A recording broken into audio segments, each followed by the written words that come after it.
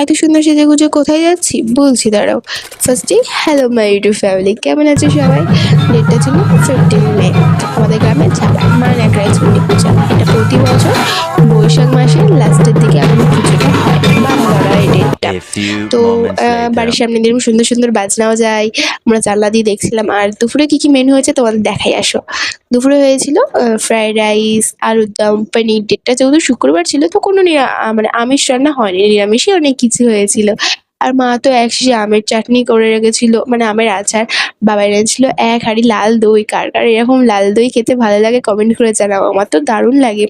আর বিকেলবেলা পড়াতে গেছিলাম, ঠিক আছে, যে যাদের বাড়িতে পড়াতে গেছিলাম তাদের বাড়িতে পুজো ছিল, সেই কারণে সেখান থেকে আমাদের বাড়ির জন্য এক মানে টিফিনে করে হচ্ছে সিন্নি প্রসাদ পাঠিয়েছিল। তারপর আবার বিকেলবেলা রেডি হতে বসে গেছিলাম মেলা দেখতে যাবো বলে, ঠিক আছে। তো এই সুন্দর 3 পিস কটন সেটটা পরে নিয়েছি। কেমন লাগছে আমাকে কমেন্ট করে জানিও। আর আমার ভিডিও তোমরা কোথা থেকে দেখছো সেটা কমেন্ট করে অবশ্যই জানিও। আর প্লিজ একটা সাবস্ক্রাইব করে যেও। আর তোমাদের এবার বলি, সকালবেলা সবাই পুজো দিতে যায়।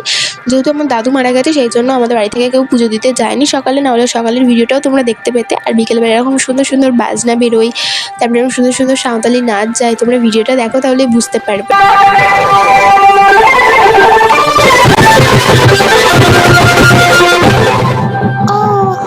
বিউটিফুল। এই তোমরা কি দেখছো? অবশ্যই চ্যানেলটা সাবস্ক্রাইব করে যাবে, ঠিক আছে? যে এগুলো দেখছো সাদা সাদা মঠের মতো, এগুলোকে মঠ বলে। এগুলো নিয়ে যাচ্ছে, এগুলো প্রতিটা গ্রাম থেকে বিকেলবেলাতে পুজো দিয়ে নিয়ে যায়, ঠিক আছে?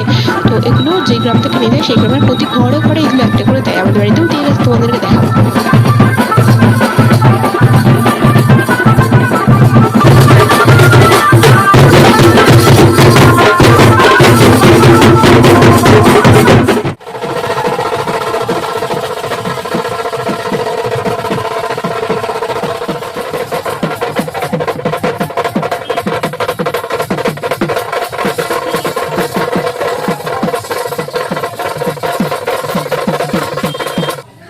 ভিডিও একটা সাবস্ক্রাইব করে পাশে দেখুন। রাধে রাধে।